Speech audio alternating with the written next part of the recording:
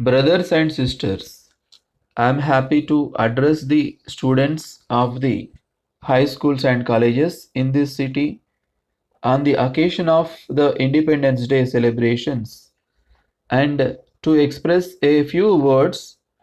I had my early education in one of the schools in this city, and for this reason also I am pleased to be with you this evening.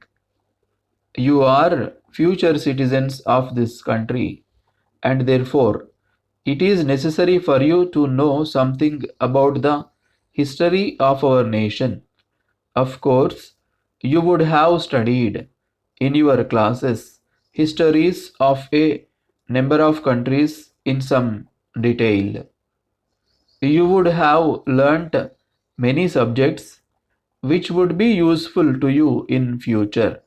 But I think it is my duty to refer to you on this occasion about some important matters which you should remember in your own interest and in the interest of the country and the people. You know, India is a great country. It has produced eminent leaders. It has produced outstanding persons in different walks of life.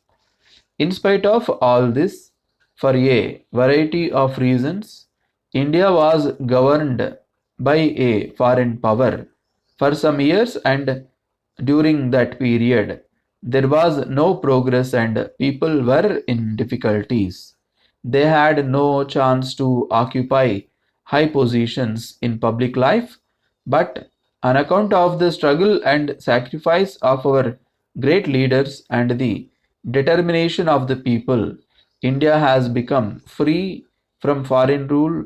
Now, our people are having a number of opportunities to progress in many ways. We are free to plan our future. We have freedom to get the type of education we want. We are free to develop our economy in the manner we like. Thus, you will see that these are the advantages of freedom which we wanted to have. Therefore, we should always remember that it is on account of great sacrifice made by our leaders in the past that we are enjoying the benefits of freedom today. While we are proud that we belong to an independent nation, we should also know that our leaders were able to get independence on account of the unity of the people. On this occasion, everyone should remember that only when we are united we can march forward. If, on the other hand, we fight among ourselves, we cannot progress. We should always remember that we are Indians and that we should work together for the welfare and prosperity of the people of the country as a whole. I would like to make an earnest appeal to you on this day after receiving your education in the schools and colleges. Some of you may become engineers, some of you may become farmers, some may become doctors, some may work in government offices. In this manner, each one of you will be engaged in some work or other. In any work that you may be doing in future, you should work hard with a view to increase the production and with the object of serving the people of this country. If you produce large quantities of essential articles in the factories, to that extent our people will get them without any difficulty.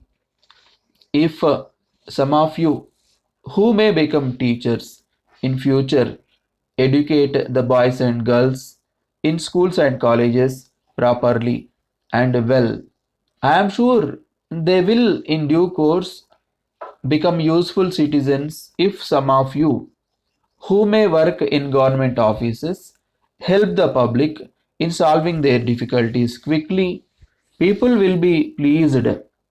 It is in this spirit that you should all work together for the people so that you can have the satisfaction that you are working for the progress of the motherland.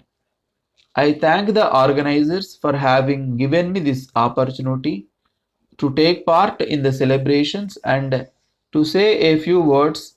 I hope and trust that you will study well while you are in schools and colleges so that you can serve the country in future. I wish you all a happy and prosperous future. Before concluding my speech, I appeal to the students of the schools and colleges to keep their work for good of the people at large in our state, and we have an excellent opportunity to prove that we are really interested in the public good.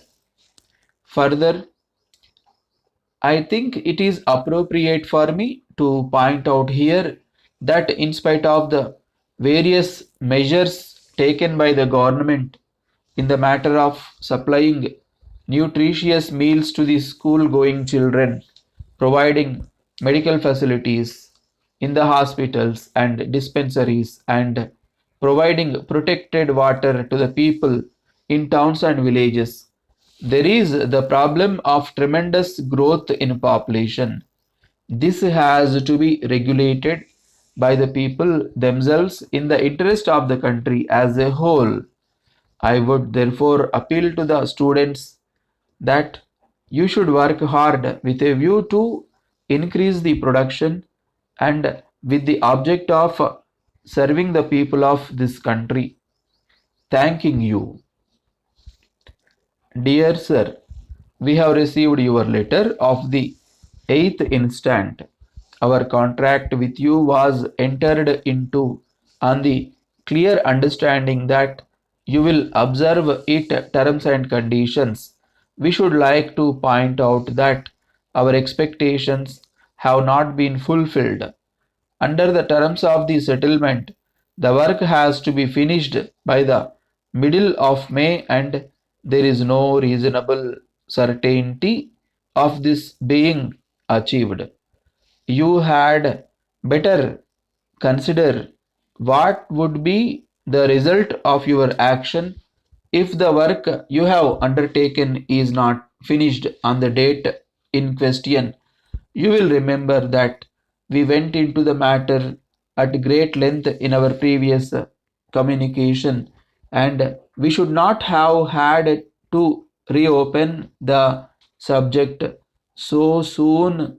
But for the way in which our instructions have been disregarded, we hope you will excuse us for saying so, but it looks as though you will never put your heart and soul into the work or carry out the terms of the contract. We cannot resist the conclusion that you could have done more with greater vigilance. If you could finish the work rapidly now, we would not take any technical objection on the ground of delay. It may seem to you that we are unduly harsh, but on careful consideration, you will find that you are wrong in thinking so. At this distance of time, it is impossible for us to say in how many other cases we have been put to loss involving a large sum of money, but you know perfectly well that we have shown great patience in a large number of cases, especially in one instance which occurred the year before last.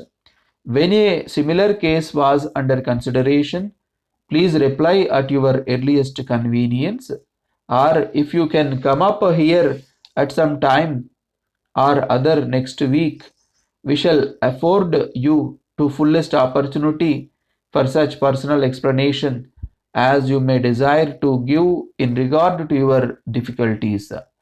We look forward to have your utmost cooperation in the matter. Kindly send us your reply.